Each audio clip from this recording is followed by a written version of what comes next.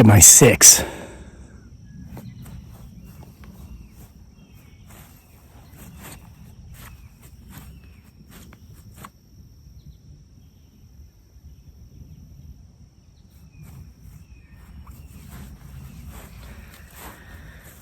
Ton of gnats out like there has been lately, but I didn't wear a hat to swat them away with because I'm showcasing my new haircut. You like that? Huh?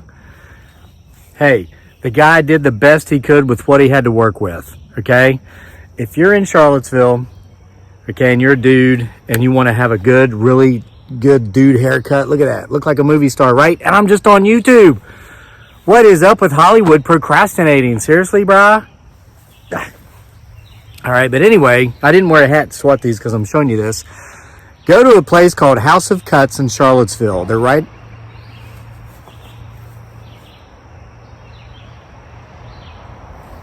That sounded like a big pig snort, didn't it? Well, anyway, they're down on the corner there at the university, underneath the train trestle, just up a bit, across the road from Boylan Heights and Christian's Pizza. And request a guy named Corey. He's cut my hair the last couple times now. And, you know, my beautiful bride, Dearly, a.k.a. Giggly Girl, she usually cuts my hair. But as you know, she's been in the Philippines for 2.5 months now. She's not here to do it. So my man Corey's been hooking me up. Look at that. It's going to look good for a day because he just fixed it. And after tomorrow, I'm going to be putting my hats back on for the next month. But anyway, listen. We need your prayers. We need your well wishes. We need your positive thoughts and positive attitudes going out into the universe. And yes, there is some creepy coming. There's some creepy coming. Hang in there with me. Okay. Now, and I'm not being sponsored by House of Cuts. Just they do a good job. They're wonderful people. They're very respectful. Everybody that works there, I enjoy talking to them when I go in there. Stop by occasionally when I'm just down there hanging out to say hi. And they're always kind and they've got pleasant words to say to me as well. Just great people. But there's some creepy coming. I'm going to tell you a very creepy story after I ask you for your prayers, your well wishes, your thoughts, your whatever rituals it is you do if you burn sage. As of this recording, we are only hours away from my wife, Dearly, and Daniel testing again before they can, they've been on self-quarantine for 2 or 3 weeks now in Manila. They should have been home 2 or 3 weeks ago, but our son tested positive, so he couldn't get on the plane. So in 4 hours, as of right now, as I'm speaking, they're testing again. And if they test negative, both of them, they get to get on a plane and come home, and they could be home by the end of the weekend. So keep us in your thoughts and your prayers, your well wishes, your sage burning, whatever it is you do. Let's all keep our fingers crossed, knocking on wood. Even if it does happen to be well-seasoned red oak.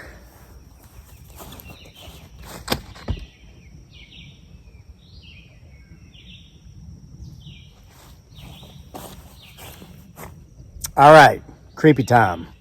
So I sure would like to have them back. Creepy time. Okay, so I was in town today, of course, getting my hair cut, and I had lunch while I was in town, ran some errands, mailed out the remaining 4 or 5 books that you folks had ordered on Etsy that had not been sent out. Sent them out. And I just happened to be thinking about Dearly's grandmother. And here's why. Excuse me. I just got back in from town just a little bit ago, and I had this huge thing of nachos over at Boylan Heights. Oh my gosh, I'm not going to have to eat dinner tonight. I ate so much. I mean, I put it away because I split wood all morning, so I'd worked up an appetite doing that. But I was thinking about Dearly's grandmother for a couple of reasons.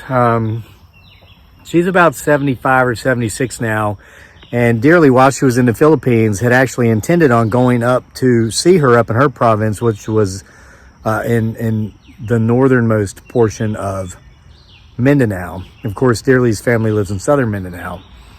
And but they locked everything down the day before they were supposed to go on this trip due to, the current virus. And she couldn't make it.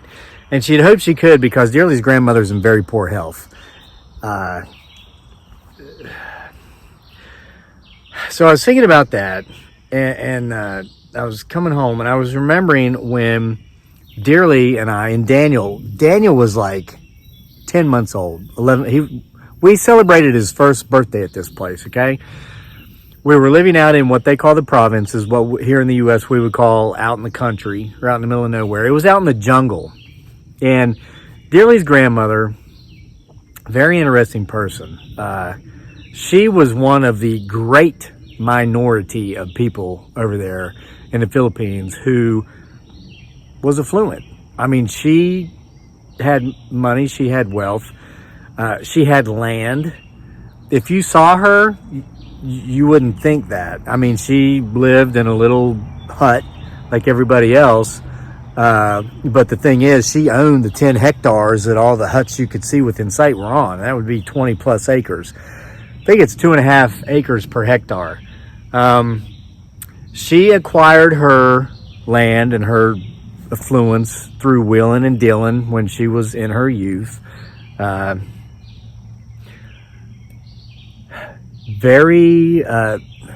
use the term wise in the Philippines, but it's used differently than we use it here. Here, wisdom is defined as a result of experience. So when you hear you hear it said that somebody is wise, you want to go talk to that person because you can learn a lot from them, right? But the term is used differently there. It's really used in such a way that it would mean manipulative.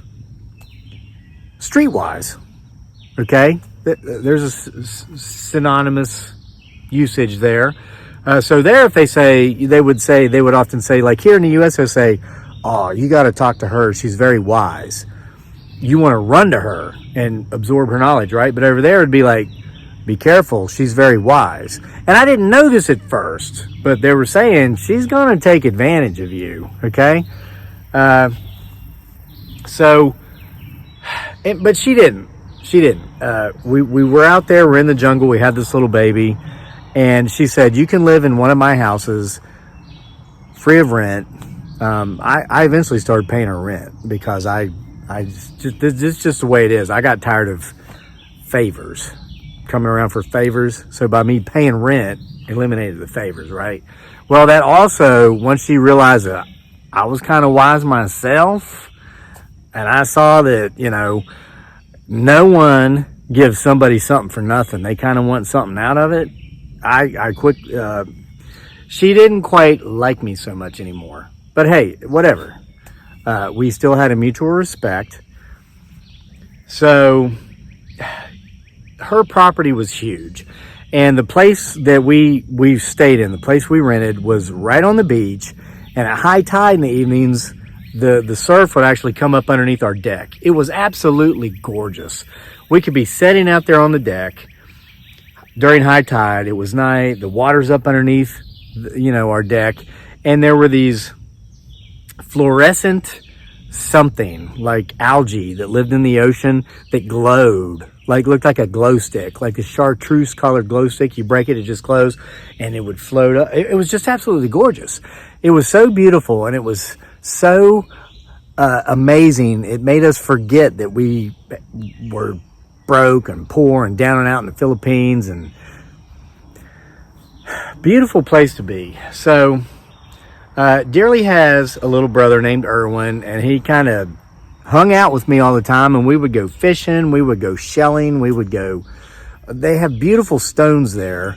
They would wash up during the high tide, or during low tide. Here's how low tide, when the tides would recede, you could see them, but you had to get them before the high tide came in and washed them back out to sea.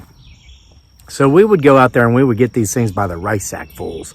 I mean, they were like blood red, jet black, crystal blue. I mean, just gorgeous stones. And so while I was staying at this property, at this place, I was beautifying it. I mean, just having a hut in the mud was not good enough for me. I would go collect these stones with Erwin, and we would build these beautiful rock gardens. We would lay out trails of various colors. And at first, everybody thought, they were saying, he's crazy American. Those Americans are crazy, right?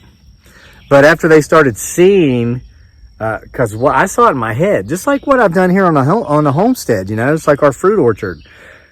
For 2 years on YouTube, it said, this is our fruit orchard. And we only had 3 or 4 peach trees there. And everybody's like, huh? Well, I was telling you what I saw. See, we'd gone through a couple years of hard times there, but once things turned around and we were doing better, I went out and bought 60 fruit trees and bam! Now it's a fruit orchard. And everybody's like, yeah, I see that. So you got to be able to see that to make it happen. See, even when it's not there, even when it's just like, you know what you're looking at right here? You can't see it right now, but I can, and the day will come that you see it.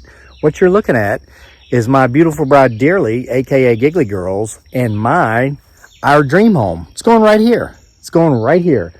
Whenever we can make it happen, it's going to be like one room living. It's going to be like an octagon, almost like a yurt, but it's going to be like log cabin fashion. And most of the walls are going to be glass, the kind you can see out of, but people can't really see into. And it's going to have like a half a staircase going up to the master bedroom and master bath, like in a loft. And that's it. But the downstairs, living area, dining area, kitchen area, all this is going to be one room living. And our house down here, of course, will go to our son. That's going to be his house. And we've got spot picked down here for generation number 3. And you're like, trust me, the day will come, you will see this, because we see it. We've been seeing it for years, and we're going to make it happen. So there was the same with the rock garden in the Philippines. We're doing these beautiful things. People started coming, well, like, wow, that's nice. Other people that lived in that barangay, which means neighborhood there in the Philippines, started doing the same thing. They started going to the beach. They started getting these stones, and it was like a chain reaction. And the whole place just started becoming beautified. And as a matter of fact, where we live now is a resort. They've turned it into a resort. Dearly's grandmother sold it to some developers. They turned it into a resort, and those rock gardens have remained because it's one of the things that attracted the investors to turn it into a resort.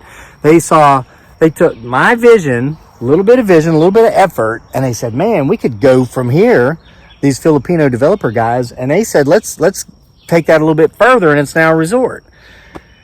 Really neat. Really, one idea can spark, it can ignite just a forest fire of great things to come, right? So, Erwin and I, when we were building our rock gardens and all this stuff, Dearly's grandmother's property had a couple of ponds on it, considerably larger than my ponds. I mean, these were like 2-acre large ponds. That's where we'd fish. The water was only about this deep, foot and a half. But there's these amazing fish called hito, which is like their version of our catfish, that would tunnel through the mud. So they might, the water might only be 1.5 feet deep, but they would make a tunnel that went about 20 feet under the mud, and then it'd break open into like a big den, like a beaver's den. There might be 50 fish down there. Well, on the far corner of where these ponds were, there was just this mound of what I thought was stones. It appeared to be stones. Mound of stones. And nobody went over there, but it was an eyesore.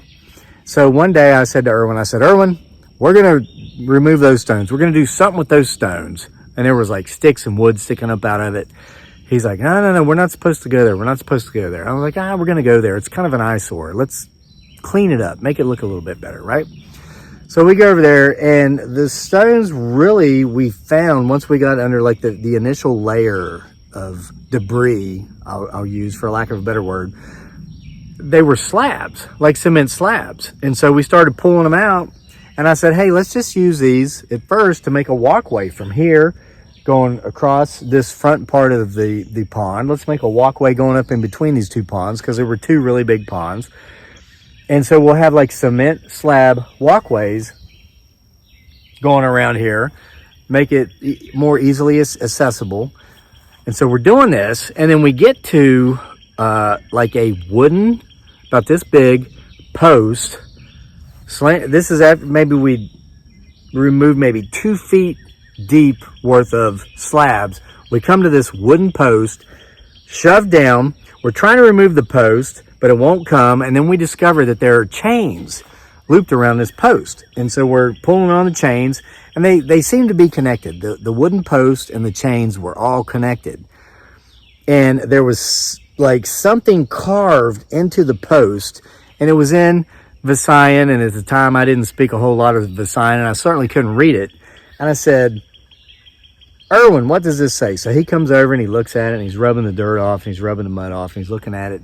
And he says that to the best of his understanding, there was a date, ironically, which was All Hallows Eve, 1954, I think it was. Halloween, October 31, All Hallows Eve, 1954. And it said, do not remove post. Well, it said this in the sign, but that was the translation as best as he understood it. Like, what do you think that's about? He goes, I don't know. So I said, you get on that side, I'll get on this side. So we start kicking it. I'd kick it that way, then he'd kick it back. So we're loosening up, we spent we've been out there working like all day already. And mind you, this is the Philippines. It was 95 degrees, 95% humidity. We never got that post out, never got the chains out, but we called it a day. And we went back home, and Dearly and I and Daniel, less than a year old, were staying in this little hut there on the beach. Her parents lived across the road, and Erwin, of course, lived across the road. Well, they had prepared a pretty big dinner, and Lola, the grandmother, was there. And so we go to dinner, we show up for dinner. We go to clean ourselves up, and we show up for dinner. And we tell everybody what we've been doing. And Erwin, I'm speaking in English, and Erwin's translating as best he can, and Dearly's translating as best she can. Not everybody in her family speaks a whole lot of English. And in time, I would learn Visayan, and we could have fluent conversations in their language. Kesabot ko dako Visayan. That means I understand a lot of Visayan. So, of course, not nearly as much. It's been 5 years, and I haven't really been using it. Dearly and I speak it secretly, so Daniel, because for some reason, he forgot it all when we moved here. But he's relearned it now that he's back in the Philippines, so we can't use that as our secret language anymore. But we do use it as a secret language when we're among other people here. So anyway, the Lola looks at me and she goes, you guys need to really be careful with what you're doing out there. And I said, why? What are you talking about? And she goes, let me ask you this, Mr. Know-It-All. She never really liked me so much after I started paying her rent to eliminate the favors. She goes, do you know why they bury people in coffins? I'm like, no, I have no clue why they bury people in coffins. I guess maybe, I don't know.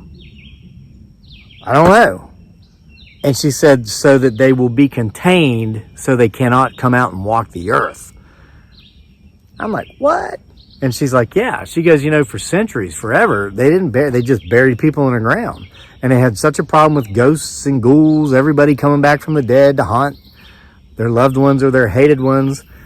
I'm like, that doesn't, you're kidding me. She goes, no. She goes, and when people would set up with the dead, or when they would, even today, even in the U.S., when they have a funeral service, when they take that body in the casket out of the funeral home, out of the funeral parlor, or out of the house, if they're doing it old-fashioned wise, having an up with the dead there in the home, they always take them out feet first. She said, do you know why that is? I said, no, I don't. She said, so that is the way of letting them know this is your final, you are exiting this house feet first. You're not welcome back in here. You're done. It's time to go somewhere else. I was like, okay.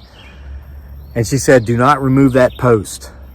Stop where you are. You've got enough of those concrete slabs. You've laid down a trail going around the ponds in front, around the side. Stop. And I thought, there's something to these posts that she's not telling us about. And I asked her, or this post, there was only one. I said, what is up with this post and these chains it's connected to? And she says, you do not need to know that. You just need to stop. And I thought, this crazy old lady, she's just superstitious. And, there was talk that she was a witch. A witch. Yeah, not a witch doctor, but an actual witch. So she could just get anybody to do anything. It was just amazing. So anyway, we had a great time at dinner. The tuba flowed extensively. That's coconut wine. And, well, I don't know. I guess it was the night of a full moon. It was very bright. By the time we left, it was as bright outside at night as if it were day. So, me and Dearly and Daniel, we went back to the house. They went to bed. I couldn't sleep because I was lit and I was curious. So by the light, the very bright light of the full moon, I made my way back across the road, through the jungle, to the ponds, through the concrete slabs. We got some rain coming, but we're getting to the good part, so I'm not going to stop. I'm going to keep telling the story. I get back to that post, okay? So I kick it one more good time, and I grab it, and I just lift it right up. It comes right up out of the ground. I throw it off to the side. I grab the chains, and they come just right out of the dirt, and I'm holding these chains up like this, and I'm like, post gone, chain gone. This is no big deal. And immediately, I heard someone screaming from the main road, probably 75 to 80 yards back, screaming like they were being attacked. It was the scream of a man, like a man being attacked. So I take off running, because that's my natural instinct, right? Just as a American soldier, you hear somebody's in harm's way, you run into the fire. You don't run away from the fight, you run into it. That's what we do, right? So I go over there, I get to the road, here's some guy, I didn't know him, but he had a cut under his eye, he had blood running down. I'm like, what's going on? And he says he was attacked. And I was like, by who? He goes, by no one. I'm like, what do you mean by no one? And before he could explain, I hear someone else down the road, same thing, screaming. So I run down there, it's two people, it's a man and a woman, they're both bleeding, same thing, they've been attacked. So all night this is going on. I mean, not all night, come on now, but for a while, I was running up and down the road, people were screaming, saying they're going to be attacked. So everybody's getting in their houses, shutting the doors, locking the doors. It was already late anyway.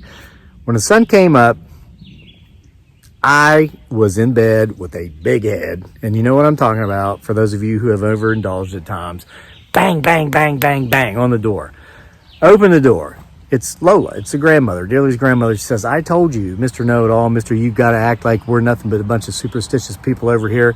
You removed the posts and the chains, didn't you? I said, yeah, why? What's the problem? She goes, you know how many people got attacked last night? I was like, what is the big deal with this post and these chains?